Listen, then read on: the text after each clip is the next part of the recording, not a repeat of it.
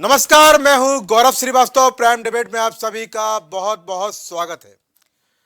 आज महत्वपूर्ण दिन है क्योंकि आज उत्तर प्रदेश में एक और इतिहास रचा गया।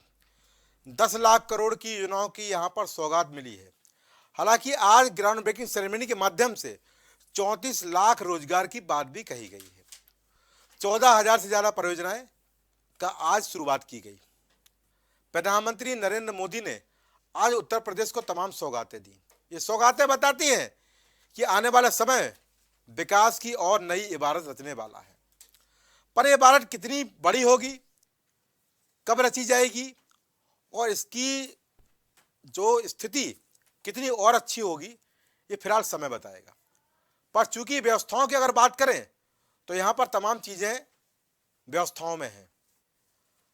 आज अगर हम बात करें व्यवस्थाओं की तो यहाँ पर कुछ चीज़ें और भी देखने वाली हैं कि स्थिति यहाँ पर 24 चुनाव की भी है।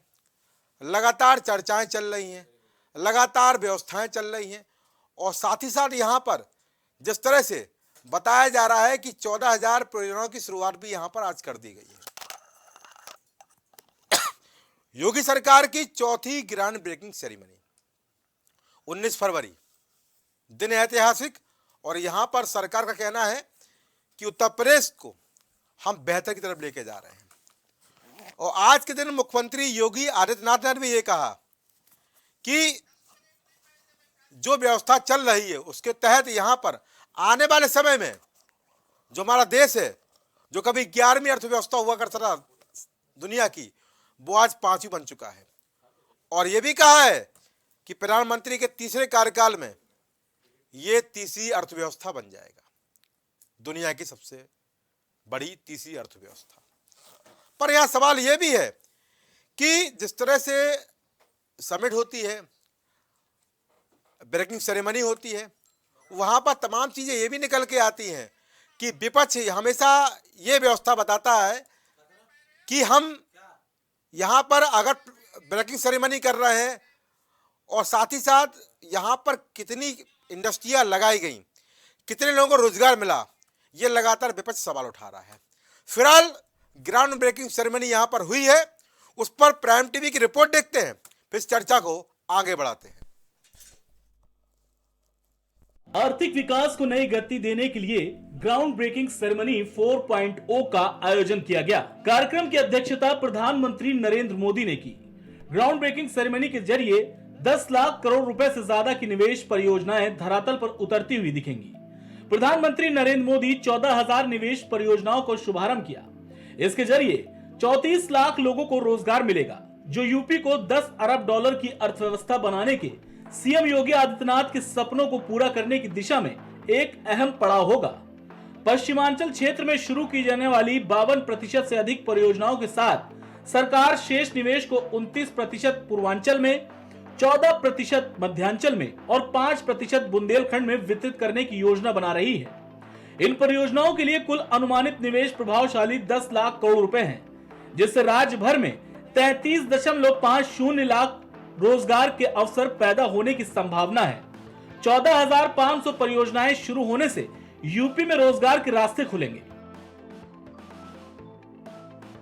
जीबीसी 4 का शुभारंभ, निवेश का आरंभ, 10 लाख करोड़ से ज्यादा के निवेश प्रस्ताव, 34 लाख रोजगार के अवसर की संभावनाओं के द्वार खुले।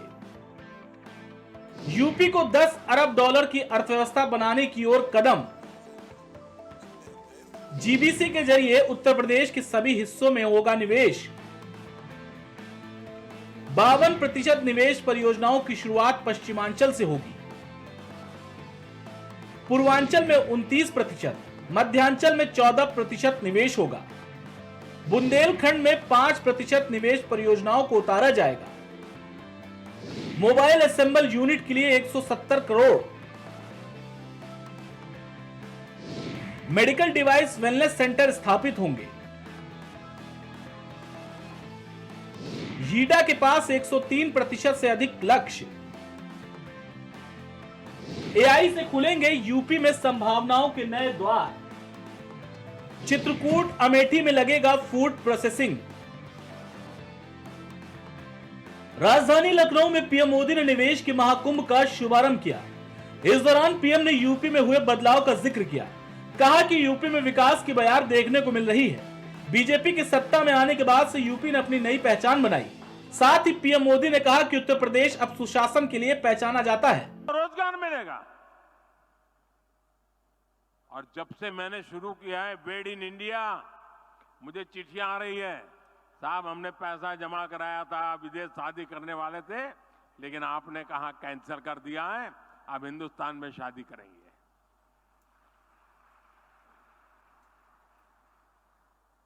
देश के लिए भगत सिंह की तरह फांसी पर लटके तभी देश की सेवा होती है, ऐसा नहीं है।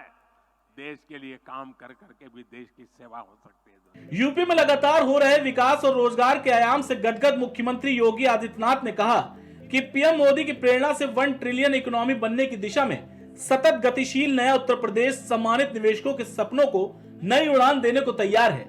निश्चित ही ग्राउंड ब्रेकिंग सेरेमनी के जरिए उद्योग जगत की आशाओं और नए उत्तर प्रदेश की आकांक्षाओं को पूरा करेगा।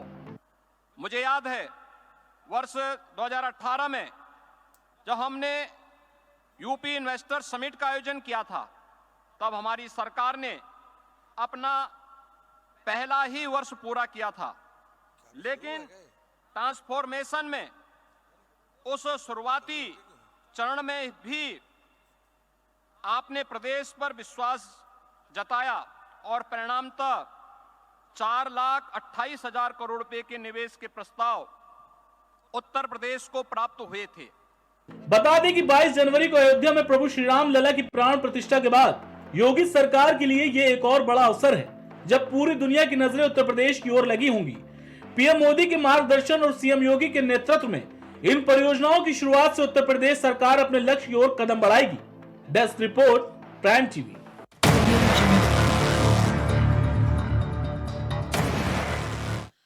तो महत्वपूर्ण चर्चा विषय, क्योंकि आज इतिहास रचा गया है। उत्तर प्रदेश में ये कहा जा रहा है और ये भी कहा जा रहा है कि नौकरी की बहार होगी।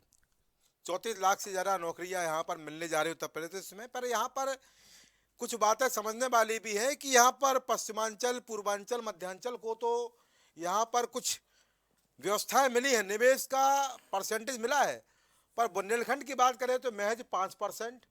ये बात कुछ समझ से परे है कि बुंदेलखंड क्योंकि बीजेपी का खासा वहाँ पर प्रभुत्व है, वहाँ पर खासी सीटें निकल कर आती हैं, तो ये भी महत्वपूर्ण चर्चा विषय रहेगा। और हमारे साथ मेहमान जुड़ चुके हैं, आप सबको रूबरू करा दूं। भारतीय जनता पार्टी से शशिकांत तिवारी अपना पक्ष रखेंगे, शैलेंद्र तिवारी यहाँ पर कांग्रेस से अपनी बात रखेंगे, चंचल यादव समाजवादी पार्टी से अपनी राय देंगे और आम आदमी पार्टी से यहाँ प्रखर श्रीवास्तव इस महत्वपूर्ण चर्चा में शामिल होंगे। आप सभी का इस महत्वपूर्ण कार्यक्रम में स्वागत है। तो पहला सवाल मेरा यहाँ पर शशिकांत तिवारी से रहेगा। शशिकांत जी, भाई बड़ा कार्यक्रम और यहाँ पर 10 लाख करोड़ की योजनाओं का शुभारंभ, बड़ा नाम, बड़ा काम और बड़ी नीति और बड़ा रोजगार की बयार, पर विपक्ष बोल रहा है कुछ नहीं, केवल दिखावा।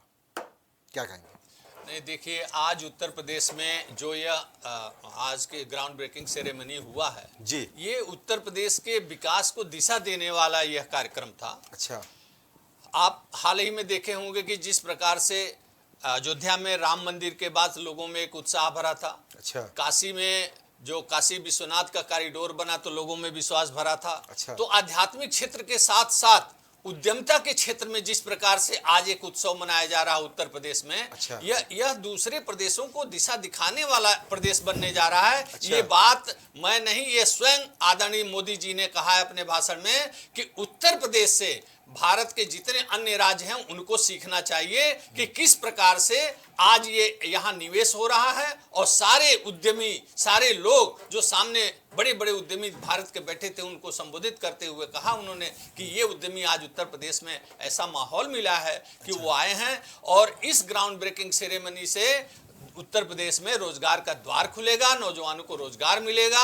ये उद्यमता उत्तर प्रदेश के खुशहाली के विकास के रास्ता की ओर ले जाने वाला आज का जो कार्यक्रम है वो ऐसा कार्यक्रम रहा है। ग्राउंड ब्रेकिंग सेरेमनी ये उत्तर प्रदेश के विकास के रास्ते पे ले जाएगा। सच में मेरा एक सवाल आपसे है, यहाँ पर पश्चिमांचल को 52% से ज़्यादा यहाँ पर निवेश की बात कही जा रही है, पूर्वांचल को 29% कहा जा रहा है, मध्यांचल को 14% यहाँ निवेश की बात कही जा रही है, बुंदेलखंड केवल महज 5%। जबकि बुंदेलखंड की स्थिति आपको पता है, सूखाग्रस्त रहा है और साथ ही साथ पिछड़ रहा है लगातार, और वहाँ पर आपको खासी सीटें मिलती हैं, तो उस तरफ अनदेखी क्यों? अनदेखी है या फिर हो सकता है कि आने वाले समय में कुछ और भूमिका बनाई जाएगी? नहीं, देखिए अनदेखी नहीं है। जिस प्रकार से जो निवेशक आता है अच्छा। तो वो अपनी रुचि दर्शाता है कि वो अपना कहाँ निवेश करना चाहता है, अच्छा। अपना उद्यम वो कहाँ, इंडस्ट्री कहाँ लगाना चाहता है। अच्छा। तो जैसे पश्चिमांचल में नोएडा, गाजियाबाद, जो वहाँ का माहौल है, उनको लगता है कि अगर हम वहाँ इंडस्ट्री लगाते हैं तो हमको मार्केटिंग में भी सुविधा होगा। अच्छा। जिस प्रकार से उनका पूरे नेटवर्क है, उत्तर प्रदेश का बुंदेलखंड एक्सप्रेस भी बना हुआ है। हाँ, जो वहाँ भी नेटवर्क है। जो नोएडा है वो दिल्ली को रिप्रेजेंट करता है, दिल्ली से जुड़ा हुआ है। तो दिल्ली तो भारत की राजधानी है, उसके सारे राज्य कनेक्टेड है। अच्छा। तो ठीक उसी प्रकार से नोएडा कनेक्टेड है, तो उनको लगता है कि अगर हमारी इंडस्ट्री, शशिकांत जी, पर अगर इस तरह से चलता रहेगा तो यहाँ पर बुंदेलखंड की तरफ सुध कौन लेगा? आप भी तो यहाँ बोल सकते हैं कि जो आपको व्यवस्थाएं चाहिए, जो कनेक्टिविटी आपको चाहिए, जो अच्छाइयाँ चाहिए, रिसोर्स चाहिए, वो आपको बुंदेलखंड में उपलब्ध कराएंगे। तो बुंदेलखंड की भी आप सुध ले सकते हैं।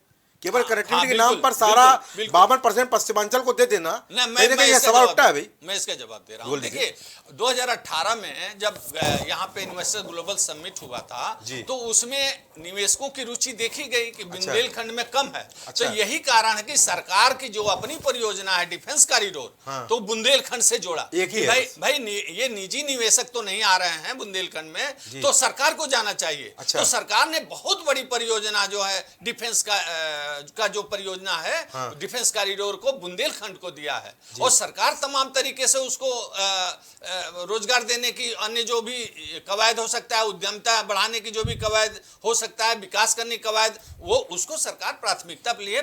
बुंदेलखंड ठीक उसी प्रकार से जैसे हमारे अन्य पूर्वांचल, पश्चिमांचल और जो मध्यांचल है। फिलहाल 5% निवेश की बात हुई। शशिकांत जी, पर चूंकि यहाँ पर मैं बुंदेलखंड की बात इसलिए कर रहा हूँ क्योंकि बुंदेलखंड लगातार पिछड़ा हुआ है, और बुंदेलखंड को भी यहाँ पर विकास की मुख्य धारा में लाने की अगर बात हो रही है तो वहाँ पर भी ऐसे संसाधन उपलब्ध कराने पड़ेंगे कि उद्योग सेक्टर वहाँ भी विकसित हो सके, और जो बुंदेलखंड के लोग हैं जो अलग अलग राज्यों में रोजगार के लिए पलायन करने को मजबूर हैं, उनको भी अपने जगह पर ही रोजगार मिल सके। बिल्कुल बोलिए। मैं एक लाइन कहना चाहूँगा। देखिए कुछ इंडस्ट्री ऐसे होते हैं जिसमें जल प्रवाह की जरूरत होती है, वो नदी के किनारे इस्टेब्लिश करते हैं। तो बुंदेलखंड में जल प्रवाह की कमी के कारण भी हो सकता है ऐसा कि जो निवेशक, जो इंडस्ट्री लगाने नहर योजना तो आप ही को लानी पड़ेगी, तो वो बुंदेलखंड के बजाय अन्य जगह को प्रेफर करें। ठीक है, सिंचाई की योजनाएं आप ही को लानी पड़ेंगी, ये वहाँ के लोग तो लाएंगे नहीं। खैर ठीक है। चंचल यादव भाई, बड़ा निवेश हुआ है और उत्तर प्रदेश में आप भी रहते हैं भाई, अब तो खुश हो जाइए। और पश्चिमांचल, पूर्वांचल सबको यहाँ मिला 10 लाख करोड़ की बड़ी योजना है। और जो आप लोग राग लापते रहते ना कि रोजगार 34 लाख रोजगार मिलने जा रहा है, भाई आपको भी मिलेगा, सबको मिलेगा, उत्तर प्रदेश के नवासियों को मिलेगा, तब भी मुस्कुरा रहा है। वैसे कौन सी बात मैंने कर दी भाई चंचल यादव? अच्छा हो रहा भाई, रोजगार मिलने जा रहा है। आपने देखा होगा पुलिस की सामान्य एक पुलिस की भर्ती के लिए किस तरीके से नौजवानों का आपने हुजूम देखा होगा। अच्छा। और एक सीट पे 63,000 नौजवान फॉर्म डाले थे। अच्छा। और सारे के सारे पेपर लीक है। मैं एक बात कहना चाहता हूँ। अच्छा। आज के समय में अच्छा एक कहावत है ना कि बड़े मियाँ छोटे मियाँ सुभान अल्लाह। अच्छा। तो बड़े मियाँ हमारे आदरणीय प्रधानमंत्री जी मोदी की गारंटी की बात करते हैं। अच्छा। आप सोचिए कि मैं भी स्पीच सुन रहा था और हमारे बीजेपी के साथी बड़े खुशी मन से जाहिर कर रहे थे। ये बीजेपी के लोग झांसेबाज, जुमलेबाज। अच्छा। अब मैं बताता हूँ कैसे, आप समझिएगा बड़े ध्यान से। देखिए, जो भी आपने एक बार का नहीं है, अभी आपने 40 लाख करोड़ का एमओयू लास्ट टाइम साइन हुआ था, इस बार भी आपने बता ही दिया कि 10 लाख करोड़ का जो है एमओयू साइन हो गए हैं। इसके पहले वाले में मेरा ख्याल है कि शायद 22-23 लाख करोड़ का, तो लमसम 1 लाख करोड़ के एमओयू अब तक साइन हो चुके हैं। लेकिन धरातल पे क्या उतरा है? सबसे बड़ा सवाल वाजिब ये है, हम समाजवादी, हमारी सरकार में, आपको याद 2012-17 के समय में आपने देखा होगा जो भी काम सपा सरकार द्वारा किया गया था धरातल पे हैं, वो दिखते हैं। और मैं आपके चैनल के माध्यम से, और अदर जिले की तो बात ही छोड़ दो, क्या काम किया होगा इन्होंने, राजधानी की बात मैं कर रहा हूं गौरव जी, राजधानी की बात कर, राजधानी के अंदर मुख्यमंत्री द्वारा एक कोई काम जिसका शिलान्यास किया गया हो, जिसका मुख्यमंत्री जी ने उद्घाटन किया हो, एक कोई काम बता रहा हूं आपको। और आप अगर वहीं से आप एयरपोर्ट से स्टार्ट करोगे आप, तो एयरपोर्ट के आगे बढ़ोगे आप, तो जो है बड़े बड़े प्रोजेक्ट सपा शासन द्वारा हुए, चाहे वो शानी अवध हो, चाहे वो शिल्पग्राम हो, चाहे मेदांता हो, लुलू हो, उसके आप आगे बढ़ोगे एशिया का बड़ा कैंसर इंस्टीट्यूट हो, डायल 100 की बिल्डिंग हो, पूरे हिंदुस्तान के सबसे हाईटेक बिल्डिंग जो पुलिस मुख्यालय हो, अंतर स्टेडियम हो, मातृ शिशु अस्पताल 200 बेड का हो, और आप आगे बढ़ोगे तो ट्रिपल आईटी हो, संस्कृत विद्यालय हो, एससीएल का कैंपस हो, और एशिया का सबसे बड़ा कैंसर इंस्टीट्यूट हो, अमूल हो, पराग हो या सीएल हो, ये बड़ी बड़ी, मतलब आप एक रोड की बात बता रहा हूं। इसके अलावा आदरणीय मुख्यमंत्री जिस बिल्डिंग में बैठते हैं, लोक भवन है, जेपीएनआईसी की बिल्डिंग है, आप एशिया का सबसे बड़ा जनेश्वर मिश्रा पार्क है, ये बड़े बड़े प्रोजेक्ट पे मेडिकल के क्षेत्र में आप बता दें हम, आपने देखा होगा कि 100 बेड का अस्पताल आसियाना में था, उसको 300 बेड बनाया। और आपने देखा राम सागर मिश्रा के नाम से 100 बेड का अस्पताल हम लोगों ने बनाया आपको बक्सी तालाब विधानसभा के अंदर, मलिहाबाद में 100 बेड का अस्पताल बनाया। उसके अलावा अंकोलॉजी भवन बनाया लोहिया के अंदर। उसके अलावा आपको पीजीआई के अंदर लिवर ट्रांसप्लांट की बिल्डिंग बनाई, जिस पीजीआई में 30 बेड की इमरजेंसी होती है, उसको 300 बेड बनाने का काम किया। लिवर ट्रांसप्लांट की बिल्डिंग बनाई। सुनिए, मेरा सवाल सुन लीजिए, अब सुन लीजिए, मैं बता रहा हूं भाई। हाँ, मेरा सवाल है, अभी तो पूरा जवाब ही नहीं दे पाया मैं। वो आप, मैं सुन रहा हूँ ना, मैं पूछा था, वो बता दीजिए। अच्छा लगा मुझे आपकी बातें सुन के, चलिए ठीक है। चंचल भाई, मेरा एक सवाल आपसे। हाँ, आपकी सरकार में इन्वेस्टर समिट हुई थी, हाँ, ठीक है, हाँ। कितने प्रोजेक्ट लगे थे, थोड़ा उनकी भी जानकारी मैं कर लूं। मैं बताया आपको, एससीएल में 11,000 नौजवान, आप कल चेक कर लो। आप एक ही प्रोजेक्ट है, आप सुनिए बता रहा हूं, अमूल का प्लांट, और आपने देखा होगा कम से कम 42-43 लोगों को नौकरी मिली है। अच्छा। मेदांता आया, 14,000 लोगों को नौकरी मिली है। अच्छा। का नाम पराग का आया, डेयरी, उसमें लोगों को रोजगार मिला। अंतरराष्ट्रीय स्टेडियम आप देख लीजिए जाकर, रोजगार मिला। आपने देखा होगा जो डायल 100 की बिल्डिंग है, पूरे प्रदेश में एक जो है, एक व्यवस्था से गांव गांव पुलिस पहुंचाने का काम अगर किसी ने किया तो हमारे नेता आदरणीय अखिलेश यादव जी ने। और आपको याद होगा वुमेन पावर लाइन 10-90, मैं तो योजना की बात कर रहा हूं। सुन लीजिए। अरे भाई, ये लोगों को रोजगार नहीं मिला क्या? नहीं, आप मुझे बताओ, डायल 100 से, नहीं, आप मुझे बताइए गौरव जी, डायल 100 से लोगों को रोजगार नहीं मिला है? मैं आपके एमयू जो साइन हुए थे उनका पूछ रहा हूँ, कितना एमयू साइन हुए थे, कितना धरातल पर? अरे धरातल पे उतारा आप लोगों ने। अच्छा, और इतना नहीं, सुनिए, इसके नोएडा में कई सारी कंपनियां ही काम हो रहे हैं, और आपको सोलर प्लांट लगाया, और सुनिए कई, और 4 बिजली के पावर प्लांट लगे, एक भी ये सरकार बना नहीं पाई अभी तक। और मैं आता हूं बात, सुनिए, आज के समय में प्रधानमंत्री जी मोदी जी की जो गारंटी की बात करते हैं, आप मुझे बताओ 2 करोड़ रोजगार गारंटी का क्या है? हर साल आपका उनका हो गया, ठीक है, आपको बता दिया ना, आप मैं सुनिए, और मैं सुनिए, और वही बताया मैंने कि मुख्यमंत्री जी हमेशा कहते हैं उत्तर प्रदेश नंबर 1 है, तो भैया महिला अपराध में नंबर 1 है, बलात्कार में नंबर 1 है, कस्टोडियल डेथ में नंबर 1 है, पेपर लीक मामले में नंबर 1 है, पिछड़ों के साथ अन्याय करने में नंबर 1 है, दलितों अल्पसंख्यकों के साथ अन्याय करने में नंबर 1 है, पीडीए की हकमारी करने में नंबर 1 है। और सुन लीजिए मेन सवाल, और आज बात सुनिए, आज इसी यूपी से, 1 मिनट, आज इसी यूपी से लोग इजराइल जाने के लिए, युद्ध जोन में जाने के लिए, नौकरी के लिए मजबूर हैं, और आप कह रहे रोजगार मिला लोगों को। ठीक है, ये झांसेबाजी जुमलेबाजी केवल है। आप बताओ कोई एक कंपनी लगाए हो आप? इसलिए आपने तमाम चीज बता दी, किस किस में नंबर 1 बता दिया। हाँ, विपक्ष किस में नंबर 1 है भाई? शांति में, शांति में। अरे विपक्ष के लोग, सुनिए, विपक्ष के लोग लगातार काम कर रहे हैं। हमारे साथी बैठे हैं, देखिए, न्याय यात्रा चल रही है, सुन लीजिए, और समाजवादियों की पीडीए यात्रा चली, पीडीए पखवाड़ा चल रहा है, देश बचाओ देश बनाओ, अगर गली गली मोहल्ले में रैलियां चल रही है हमारे यहाँ, और बूथ लेवल तक हम लोग प्रोग्राम कर रहे हैं। चुनावी यात्रा है, चलिए, ये चुनावी यात्रा नहीं है तो कैसी यात्रा है बता दीजिए जरा। जनता के हित में समाजवादी लोगों ने काम किया है। मैं बता दूं, आज यही हालत है, बीजेपी से पूछिए, इन्होंने पुलिस को हाईटेक करने के लिए क्या काम किए हैं? चलिए ठीक, केवल झांसेबाजी जुमलेबाजी। जो एम्बुलेंस हम लोगों ने 108 102 चलाई थी, दिखाई नहीं देती है। ऊर्जा आ गई, अच्छा लगा, देख लीजिए, शानदार, बहुत शानदार लगा, अच्छा लगा मुझे। ठीक है, शैलेंद्र तिवारी जी भाई, बड़ा महाकुंभ, निवेश का महाकुंभ, और महाकुंभ के साथ साथ यहाँ पर उत्तर प्रदेश को सबसे बड़ी अर्थव्यवस्था बनाने की तैयारी, देश को तीसरी अर्थव्यवस्था बनाने की तैयारी, 34 लाख रोजगार, उत्तर प्रदेश। देखिए, एक बात समझिए जी, इस तरह की योजनाएं पहले भी हुई, इस तरह के इन्वेस्टर समिट पहले भी हुए, उसका भी स्वागत किया गया, आज इसका भी स्वागत है। सवाल सिर्फ ये है, कहीं ये योजनाएं उस तरह तो नहीं जो बिहार में मुख्यमंत्री प्रधानमंत्री जी ने भाषण दिया था, 1 लाख करोड़ दूं, 2 लाख करोड़ दूं, 12 लाख करोड़ दूं, 10 लाख करोड़ दूं। अच्छा, कहीं ये वैसे तो नहीं है। अच्छा, अगर ये वैसा ही है तो फिर ये मान लिया जाए कि सबसे बड़ा पैसा इनके लिए है। अच्छा, और कुछ है ही नहीं। अच्छा, एक बात, दूसरी सबसे महत्वपूर्ण बात है, देखिए, परीक्षाएं निरंतर हो रही हैं, सब निरस्त हो रही हैं। अच्छा, मैं यहाँ आपके चैनल के माध्यम से इतनी घोषणाएं हो रही हैं, इतनी योजनाएं बन रही हैं। लखनऊ शहर में कहीं पर भी कोई गरीब व्यक्ति लाइन में लग करके 4-4, 5-5 घंटे की लाइन में लगा रहता है, इलाज नहीं पाता। ट्रामा सेंटर में इलाज नहीं मिल रहा है, यहीं बगल में मेडिकल कॉलेज में इलाज की व्यवस्था नहीं है। मैं आपके माध्यम से कह रहा हूँ, आज की तारीख में करोड़ों लाखों लोग जा रहे हैं अयोध्या रामलला के दर्शन करने, वहां पर कोई ट्रामा सेंटर नया किस स्थिति में, कहाँ पर? अच्छा, कहीं कुछ नहीं। देखिए, ना तो स्वास्थ्य है, ना सुरक्षा है, अच्छा, ना शिक्षा है, लीजिए, केवल चारों तरफ अविरक्षा बनी हुई है। माहौल बनाना है। जैसे भी आपने एक बात कही, महिमा मंडन, तो ये जो हो रहा है ये महिमा मंडन नहीं है। अच्छा। ये लाखों लोगों को बुला करके यहाँ से वहां तक फूल सजा करके सबका स्वागत हो रहा है। बाद में पूछिए किसको क्या मिला। अच्छा। वो पुरानी फिल्म का एक गाना था ना कि वादा तेरा वादा, वादे पे तेरे मारा गया बंदा मैं सीधा साधा। अच्छा। तो उत्तर प्रदेश की जनता सीधी सादी है, आप समझिए सब कुछ वादे पे ही है। अच्छा। हम कह रहे हैं जमीन पे लाओ, एक भी आप एम्स सुचारू रूप से संचालित बता दीजिए उत्तर प्रदेश में, हम मान जाएंगे कि हाँ उत्तर प्रदेश और देश की सरकार मिलके डबल इंजन की सरकार कैसी है पता है आपको? एक पूरब जा रही है, एक पश्चिम जा रही है। अच्छा। बुंदेलखंड की स्थिति मालूम है क्या आपको? वहां का किसान पूरे हिंदुस्तान में सबसे गरीब किसान बुंदेलखंड का है। अच्छा। स्थिति क्या है? वहां पर केवल वो मानसून के जरिए ही सिंचाई कर सकता है, बिल्कुल, और कोई वहां पर जरिया नहीं है। आपने देख लिया बुंदेलखंड को कैसे इन्होंने उसके साथ सौतेला व्यवहार किया। अरे भाई, हम लोगों ने जब टैंकरों से पानी भेजने का प्रयास किया तो आपने मजाक बनाया, माहौल उड़ाया।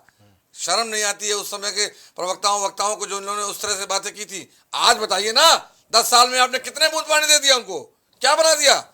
और हर घर जल कल की बात कर रहे हैं। मैं आज की बात कर रहा हूँ, अभी तत्काल डाटा, नए डाटा की बात कर रहा हूँ। आज भी लोग वहाँ जल सिंचाई के लिए किसान परेशान है।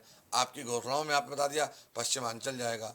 हम तो आपसे कह रहे हैं कि भाई विकास करना है, ऐसा सिस्टम बना दीजिए। सरकार आपकी है, सत्ता आपकी है। अभी कुछ समय के लिए अयोध्या को उत्तर प्रदेश की राजधानी बना दीजिए, फिर कुछ समय के लिए बुंदेलखंड को उत्तर प्रदेश की राजधानी बना दीजिए, फिर थोड़े दिनों बाद उधर को राजधानी बना दीजिए। राजधानी बदलते रहिए।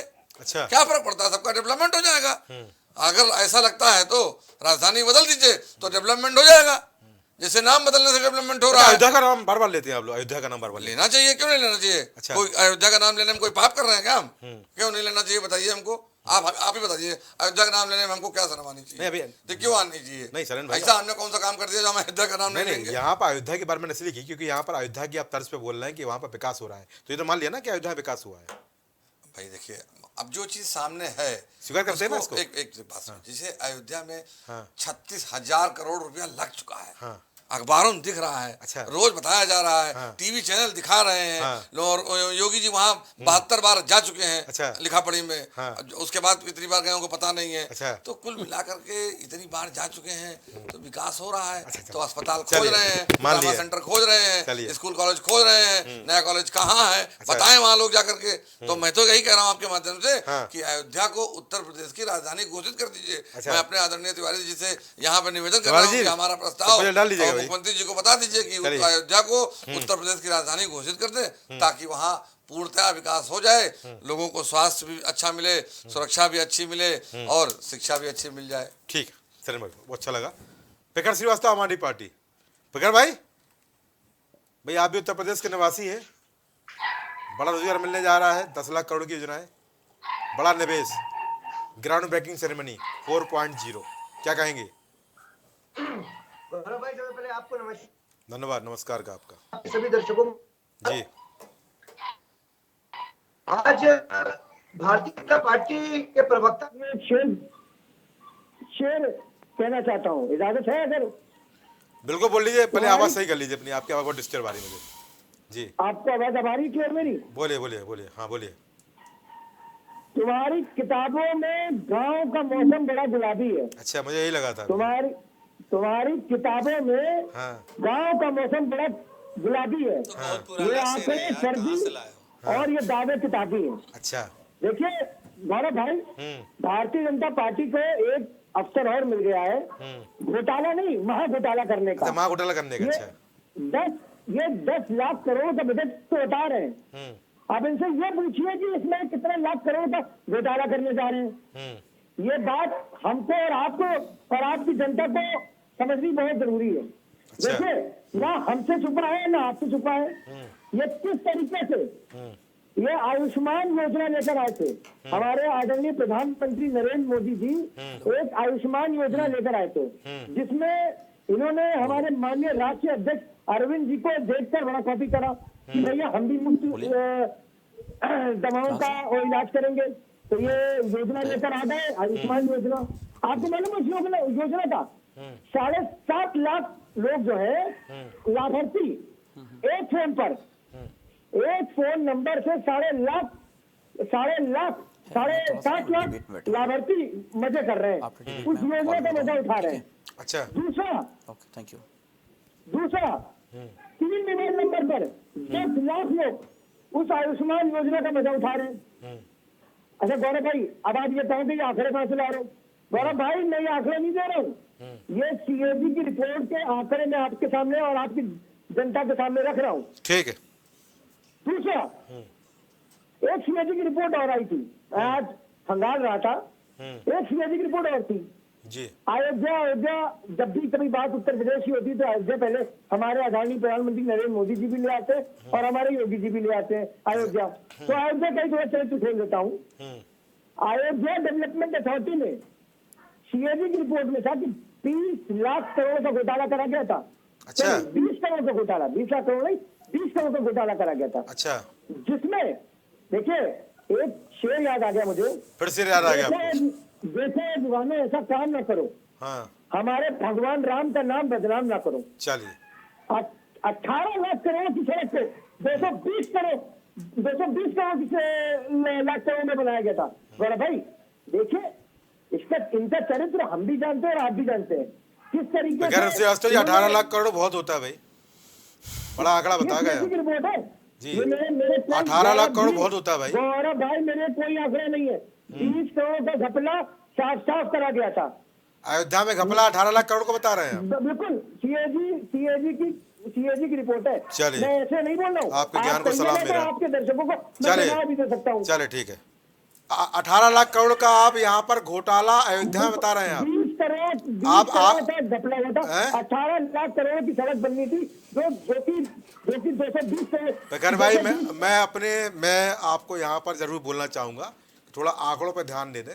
18 लाख करोड़ का जो कम कर दो, कोई दिक्कत 18 लाख करोड़ का जो आंकड़ा बता रहे हैं वो बहुत बड़ा आंकड़ा बिहार है, में कम कराएंगे ठीक है। तब बताओ। और मेरे ख्याल से अगर हम दिल्ली के बजट की बात करें तो लगभग 70,000 करोड़ का दिल्ली का बजट होता है एक साल का। गौरव भाई, और अगर मैं उत्तर प्रदेश के बजट की बात करूं तो इस साल का मैं बजट आपके सामने जो भी नहीं बोल रहा हूं, आपका जो आंकड़ा है प्रखर भाई, वो आंकड़ा यहाँ पर जितने लोग बैठे हैं उनके हिसाब से सही नहीं है। 18 लाख करोड़ बहुत होता है, क्योंकि अगर बात करें तो 25 लाख करोड़ तो पिछले 5 साल का उत्तर प्रदेश बजट रहा होगा मेरे ख्याल से। अब बजट जरूर बढ़ गया है। चलिए ठीक है प्रखर भाई, मैं आपको दोबारा आऊंगा आपके पास। मैं जैन अग्रवर्ती पर चलता हूँ। जैन जी भाई, यहाँ पर निवेश का महाकुंभ हुआ है 10 लाख करोड़ का, बड़ी योजनाएं, बड़ी व्यवस्थाएं और 34 लाख रोजगार की बात यहाँ सरकार कर रही है। विपक्ष कह रहा है कि धरातल पर कुछ नहीं है, आपकी राय क्या है जी? देखिए, मैं पहले तो शेखर भाई को सलाम करता हूँ जी। 18 लाख करोड़ का घोटाला उन्होंने बता दिया जी मैं बताना चाहूंगा कि जो केंद्र सरकार का बजट होता है, बजट जी वो लगभग 30-32 लाख करोड़ का होता है। जो उत्तर प्रदेश का भी लास्ट बजट था 6,90,000 करोड़ का, और इस बार का 7,34,000 करोड़ का था। जी जी। इन्होंने तो इतना बड़ा घोटाला बता दिया, जितना बड़ा पूरे देश का बजट होता है उसका आधा घोटाला बता दिया। तो देखिए, कहने को मन में जो भी आए, आप कुछ भी बोलते रहिए, जनता है, जनता हंस रही है, मजा ले रही है और आनंद उठा रही है कि भाई जैसे लाख करोड़, 1,000 करोड़ और 20 करोड़, 20,000 करोड़ में अंतर नहीं पता है। अच्छा। तो वो लोग क्या बताएंगे जनता को, जनता के बीच में जाके। यहाँ मैं एक चीज बताना चाहूंगा कि जो हमारा गठबंधन की सरकार रही है उसने चाहे गरीब हो, मजदूर हो, किसान हो, महिला हो, युवा हो, चाहे पिछड़े हो, दलित हो, अल्पसंख्यक हो, सभी के लिए एक समान रूप से कार्य किया है और सभी को पीछे से आगे लाने में ऐसी योजनाएं चलाई हैं जो पीछे से आगे लाने में मदद करती हैं। अंत्योदय यानी कि जो आखिरी पंक्ति में खड़ा आखिरी व्यक्ति है, अच्छा। वहां तक वो योजनाएं धरातल पर पहुंची। अच्छा। मैं आपको बताता हूँ कि दूसरे कार्यकाल में पहुंची, पहले कार्यकाल में पहुंची थी? हाँ ये बता। नहीं, पहले कार्यकाल में भी पहुंची थी। फिर आप छोड़ के क्यों चले गए थे भाई? दूसरा फिर आप छोड़ के क्यों चले गए थे? हाँ, माफ कीजिएगा, अगर आप अच्छी पहुंची थी तो आप छोड़ के क्यों चले गए थे पहले कार्यकाल में? बोला था कि काम नहीं हो रहा, सुनवाई नहीं हो रही है जी। हाँ। मैं आपको पूछ लूंगा। नहीं, सुनवाई नहीं हो रही थी, ये बात थी, और प्रशासन के साथ मतभेद हुआ था जी। ऐसा नहीं है कि योजनाएं या उनके बारे में, खुद हमारे नेताजी दिव्यांगजन और पिछड़ा कल्याण समाज के मंत्री रहे, तो उस टाइम जो 600 करोड़ का बजट हुआ करता था 19 महीने के कार्यकाल में उन्होंने उसको लगभग 1,500 करोड़ पहुंचा दिया था और साथ में अलग अलग योजनाएं उन्होंने 19 महीने के कार्यकाल में चलाई थी। तो आप खुद सोच सकते हैं कि एक विभाग जिसका बजट 600 करोड़ से 1500 करोड़ लगभग 2.5 गुना पहुंच जाता है 19 महीने के कार्यकाल में, तो काम तो हो रहा था। ठीक। दूसरी चीज मैं बताना चाहूंगा कि जो भी मैं एक इसी से बता देता हूँ, ग्लोबल इन्वेस्टर समिट माननीय अखिलेश जी ने सपा की सरकार में भी की थी। 2015, 16, 17 में हुई, 2014, 15, 16 में हुई 3 ग्लोबल समिट जी। और एक हुई थी दिल्ली में, एक मुंबई में, एक दुबई में जी। ठीक। टोटल धरातल पर कितना उतरा था? 33,000 करोड़ रुपया उतरा था, वो भी लुलु मॉल का मिलाके, जो लुलु मॉल ने पहले हाथ खींच लिए थे।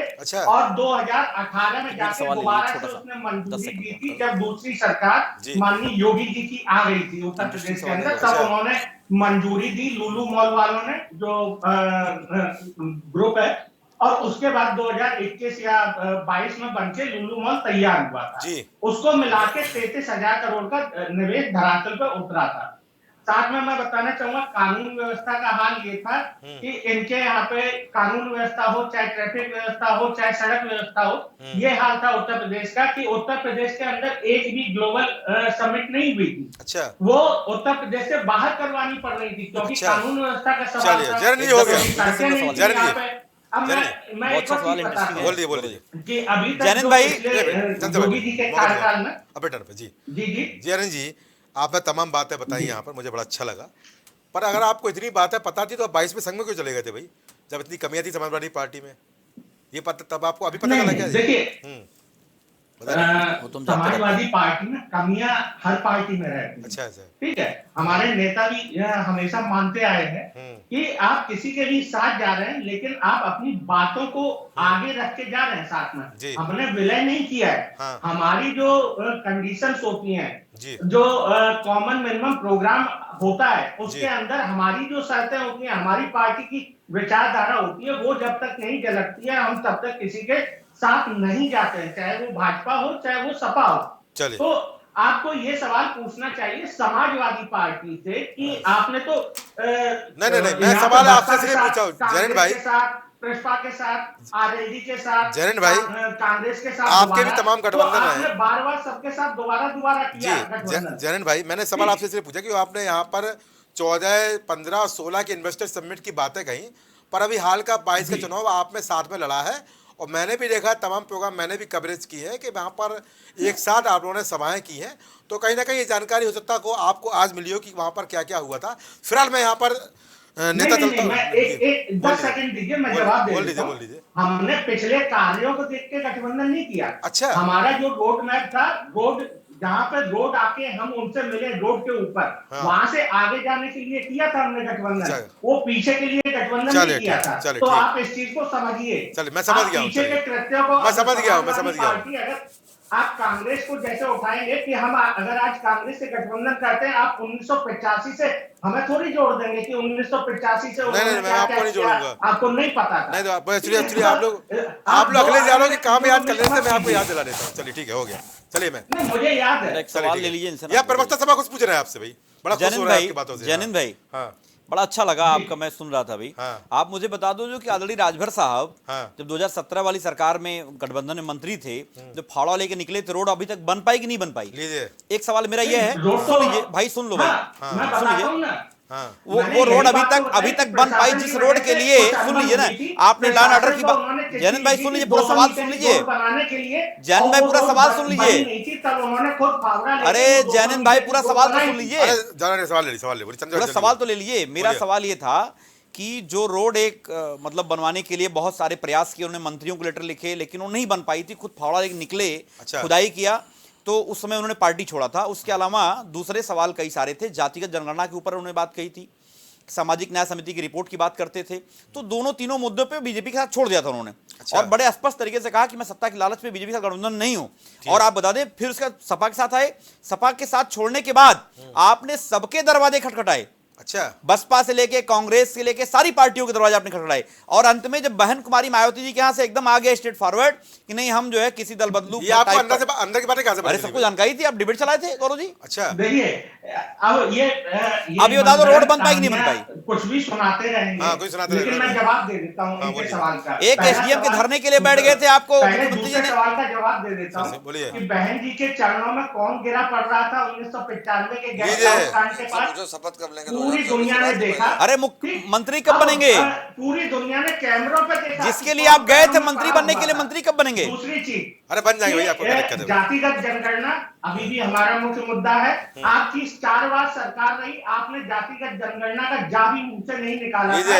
जब पिछले 6 साल से आप सत्ता से बाहर है, तो हमने जब बात की आपके साथ, अरे अब तो सत्ता में हो कर लो ना। जनगणना आया और ये आया कि चलिए ठीक है। जयंत भाई एक शर्त रख दो कि मंत्री नहीं बनना है, जाति की जनगणना करानी है, अभी देखो बीजेपी करा देगी, अब कराओ ना। खा गए, पिछड़ों के आरक्षण को खा गए। 2013 का हाईकोर्ट का आदेश। अरे 69,000 शिक्षकों की भर्ती में आरक्षण घोटाला किसने किया? आपकी हिम्मत नहीं है, आप सवाल खड़ा कर दें। चलिए हो गया, आप लोग हो गया, चलिए जन भाई हो गया, संजय भाई हो गया।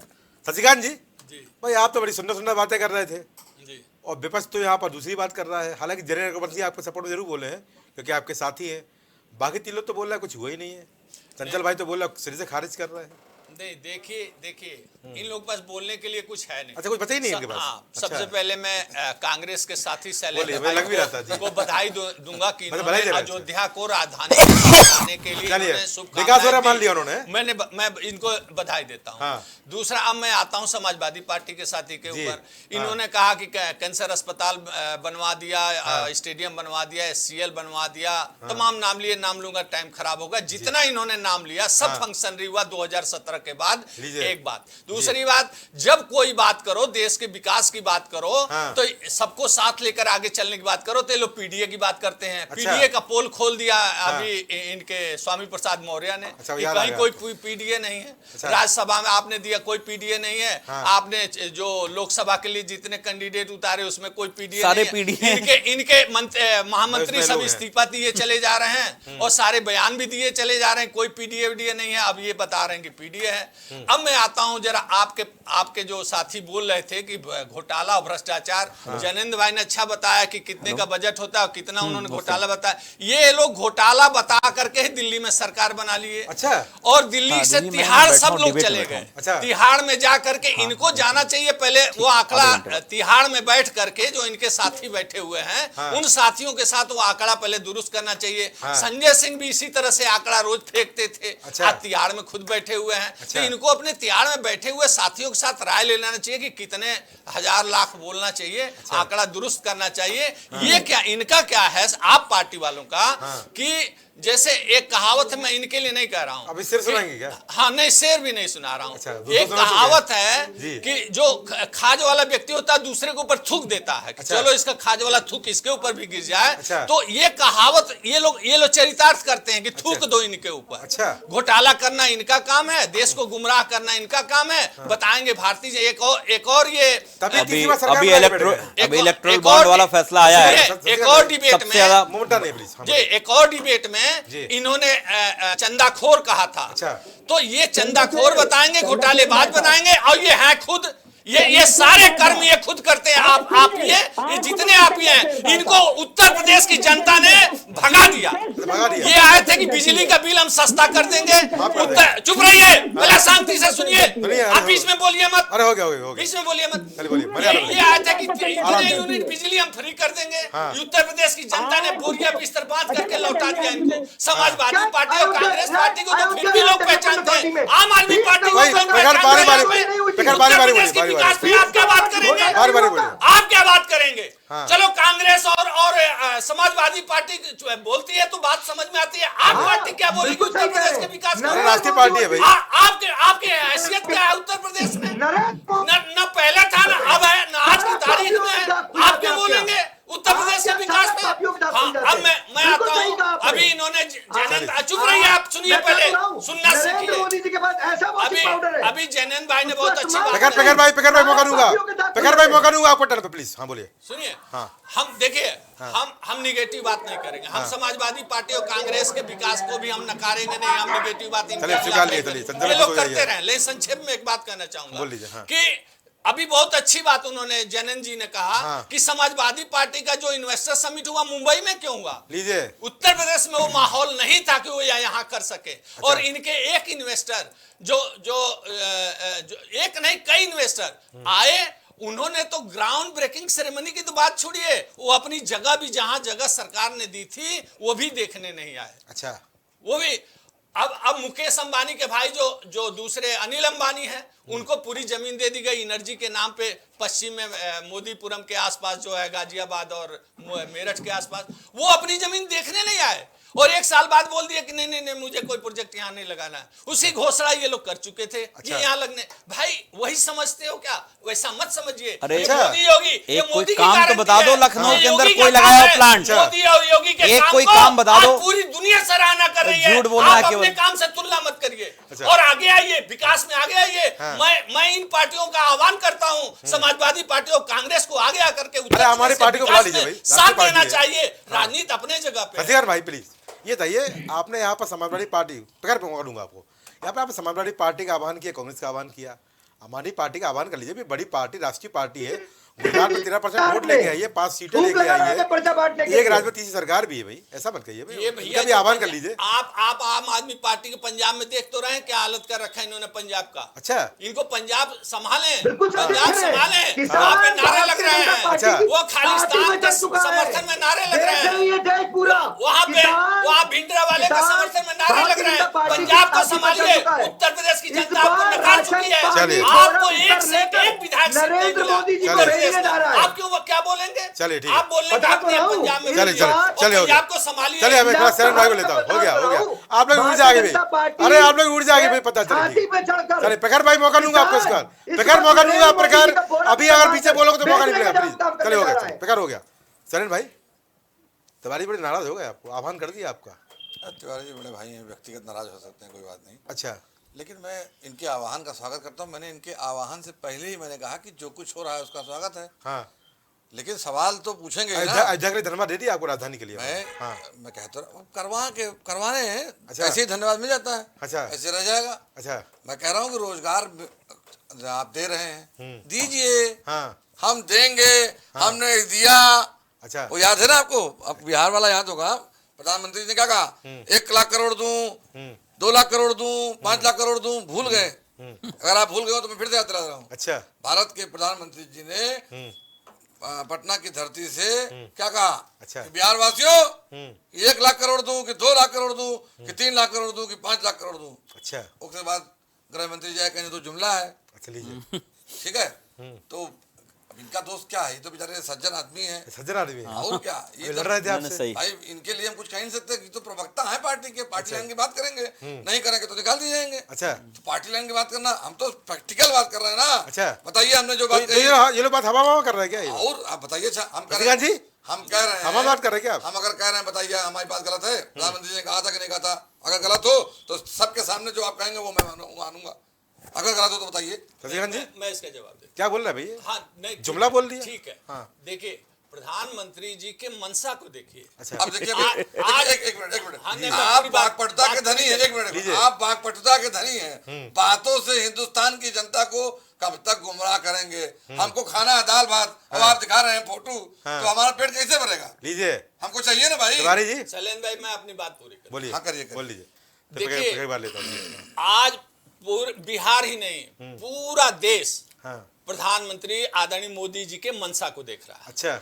और यही कारण है। देखिए तीन राज्यों में देखिए अभी मैं एक बात जो राजस्थान और मध्य प्रदेश ये और गलत बात है। छत्तीसगढ़ आज में पूरा देश उसके बाद भारत के प्रधानमंत्री के झूठों को, जुमलों को, लीजिए। वादों को खोद रहा है, खरोद रहा है, पूछ रहा है, पूछता है भारत क्या क्या हुआ नोटबंदी का? पूछता है भारत किसान आंदोलन को क्यों नहीं बुलाते हो? जो किसान एक कॉल दूर था उसके लिए कीले क्यों गाड़ी जा रही है? कहाँ गए वो लोग जो एक कॉल दूर बता रहे थे? वो प्रधानमंत्री जी क्या चोला बदल चुके हैं? बताइए हिंदुस्तान की जनता को। मैं जवाब दूं।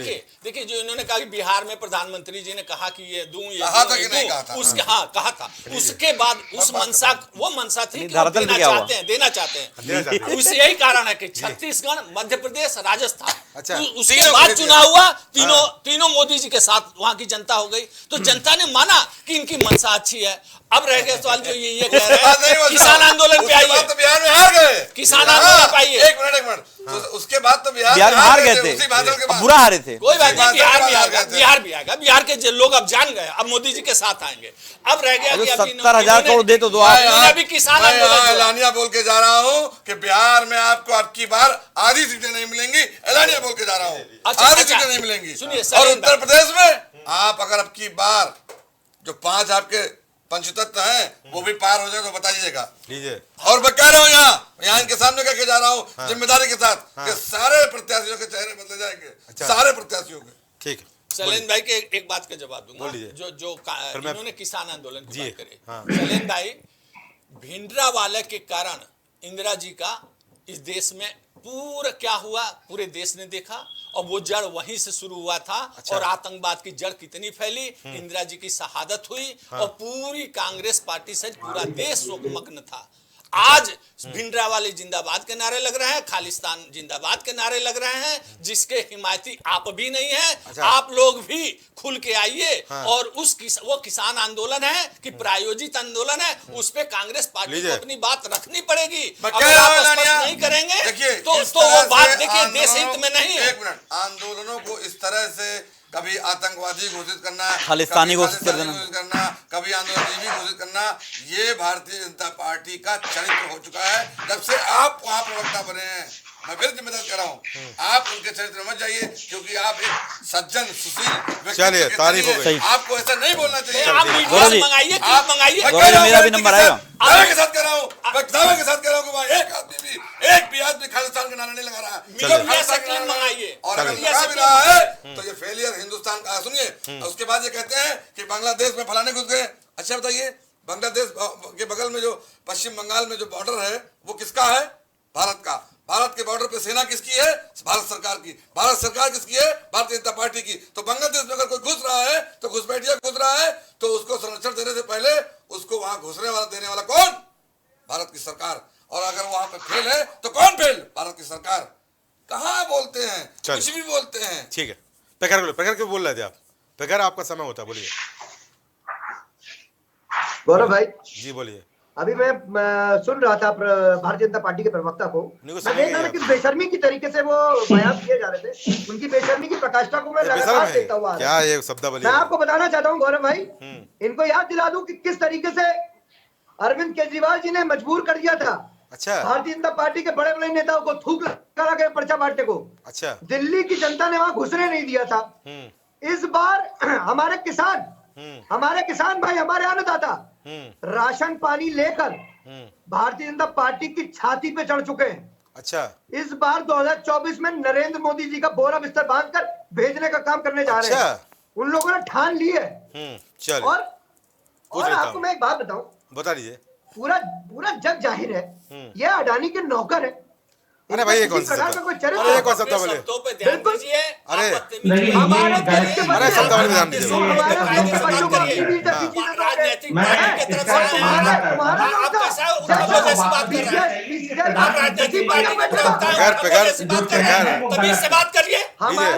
हमारे देश का बच्चा अग्निवीर बनेगा और 2 साल वो नौकरी करने के बाद उसको तुम पेंशन भी नहीं दोगे। और तुम्हारा लड़का जैसा बीसीसीआई का सचिव बनेगा। लीजिए, जैसा था पहुंच गए। भाई एक बात आपको और याद दिला दूं, उत्तर प्रदेश की राजधानी लखनऊ की कुछ दिन पहले आपका प्राइम टीवी का कैमरा उस खबर को कवर कर रहा था, किस तरीके से उत्तर प्रदेश का युवा विवश था इजराइल जाने के लिए। लोग युवा लाइन में लगा था नौकरी के लिए। उत्तर प्रदेश में रोजगार, आप कौन सा रोजगार दे रहे हो? चलिए उत्तर प्रदेश पूछता हूँ जरन भाई को लेता हूँ, समय मेरे पास कम है। चलिए बोलिए, शशिकांत जी बोलिए। मैं पहले मेरा नंबर गौरव जी, कि केजरीवाल जी के पुत्र के ऊपर एक इल्जाम लगा था जी कि 10 करोड़ रुपया उनको दिया जाता है उन मशीनों के हायर करने के लिए, जो मशीनें 1-1 करोड़ की भी शायद नहीं होंगी। अच्छा। कुछ ऐसा था शायद, जिसकी वजह से किसी को ये लोग ले गए थे जेल में और वो छूट के आ भी गए हैं। रचित कौशिक जी, शायद ऐसा कुछ था जी। तो अब दूसरों पे कीचड़ उछालने से पहले खुद देखिए दूसरा बंदा वहां पे काम कर रहा है। बताइए मान्यवर आपसे बात करना नाराज हो गए जरन भाई, जवाब लेने पेकर से जवाब दे रहे पेकर। आम आदमी पार्टी वो कट्टर ईमानदार पार्टी है ना, हम लोग आंदोलन की कोख से जन्मे हुए लोग हैं। चलिए जल्दी बोलिए, जल्दी बोलिए। किसी प्रकार की चंचल को लेता हूँ, उनसे डरते नहीं है। क्या हमको जेल के मुझसे डराओगे ना?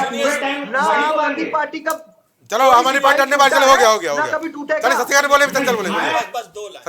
मैं बस इतना बताना चाहता हूँ कि जल्दी हो गया, मौका दूंगा आपको। आप बोल नहीं। अरे देखिए मेरी बात, अरे भाई आपने बारी बारी बोलिए, बारी बारी बोलिए प्लीज, मैं अभी म्यूट करा लूंगा भाई, बारी बारी बोलिए। पहले इनसे पूछ रही है, हो गया जवाब लेने दीजिए अभी भी लाइन में खड़ा है। भाई, आप लोग जवाब लेने दीजिए मुझे। आप बात सुनिए। हाँ। इनका कहना है कि केजरीवाल जी का आंदोलन से जन्म हुआ है। अच्छा, ये आंदोलन से जन्म शुरू कहां से किया इन्होंने? कि सोनिया गांधी को जेल भेज दो, लालू यादव को जेल भेज दो, मतलब जितने ये इंडी गठबंधन में जितने लोग थे सबका नाम ले लेकर के उनको जेल भेज दो, मुलायम परिवार को जेल भेज दो, सबको जेल भेजते थे। ये नहीं है, रिकॉर्ड है, आप निकाल लीजिए, रिकॉर्ड है। उसके बाद से ये आते जब इनको लगा कि अब मैं फंस गया हूं, और ये लोग फोर्ड फाउंडेशन के जन्म लिया हुआ लोग हैं। ये आंदोलन से जन्म नहीं है, फोर्ड फाउंडेशन से जन्म लिया कि लो भाई आंदोलन करो, उनके आरोप खिलाफ भी बोलो, वो बोलो कि अब उनको जेल भेजो, वो बोलो उनको जेल भेजो, सबको देश के अरे भाई रिकॉर्ड सुन लो, संसद में संजय सिंह का रिकॉर्ड सुन लो, संसद में ये बोला था कि इनको सबको परिवार वालों को जेल भेज दो। आज ये उनके साथ गठबंधन करके वो भारतीय जनता पार्टी पे उंगली उठा रहे हैं, वो बोलने की तमीज नहीं है। छोटे अबे उठल्ले शब्दों का ये प्रयोग कर रहे हैं समाजवादी, ये इनको आप पार्टी ने कैसे इनको प्रवक्ता बना दिया? बोलने की तमीज नहीं है। अरे कायदे से बात करिए। पॉलिटिकल पार्टी सबको राज करने का मौका मिला है, कांग्रेस को भी मिला है, समाजवादी को भी मिला है, आपको भी मिला है, भारतीय जनता पार्टी को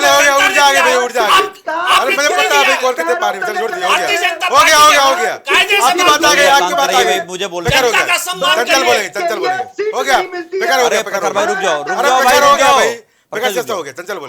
देखिए, अभी तिवारी सर ने एक बात कही कि जो है आप जेल भेजने वाली बात। आपको याद होगा प्रधानमंत्री बड़ी बड़ी रैलियों से अजीत पवार, अशोक चौहान आदर्श पार्टी घोटाला, शुभेंदु अधिकारी, नारायण राणे और आपका मुकुल राय, हेमंता बिश्व शर्मा, सबको इन्होंने मंत्री बना दिया, मुख्यमंत्री बना दिया, नेता प्रतिपक्ष बना दिया और सबका मंडन किया इन्होंने। ये देखिए, ये वो लोग हैं, इनको झूठ की ट्रेनिंग दी जाती है, झूठ को बहुत तेज बोलना होता है। एक झूठ को बार बार बोलो, तेज बोलो तो झूठ सही इनको लगता है ऐसा, लेकिन ऐसा नहीं होने वाला है। मेरा सवाल सुन लीजिए, यही प्रधानमंत्री जी मोदी गारंटी की बात करते थे। आप मुझे बताओ कि डॉलर रुपए के मुकाबले में कहां पहुंच गया है?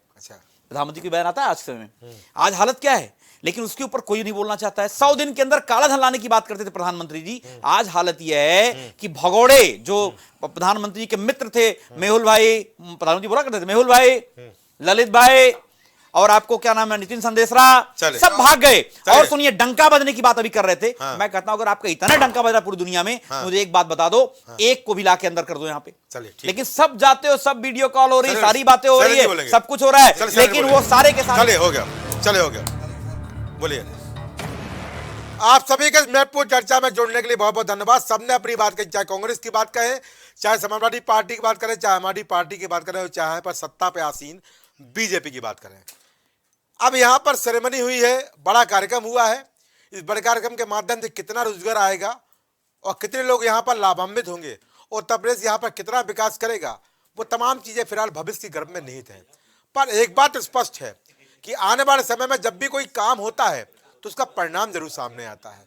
अब किस तरह यहाँ पर उत्तर प्रदेश की दिशा में और अग्रसर होगा, वो समय बताएगा। पर चूंकि 24 चुनाव है, उस तरह की घटनाएं भी होती रहेंगी, चर्चाएं भी होती रहेंगी, कार्यक्रम भी होते रहेंगे। जनता जनार्दन यहाँ पर फैसला लेगी कि इस बार किसको क्या साथ देना है।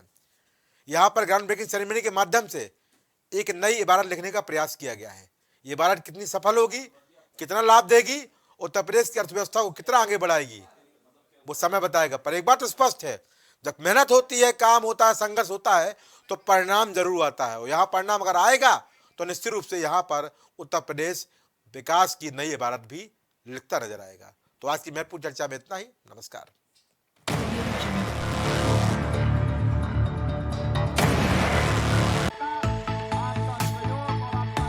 कुछ भाव पुष्प।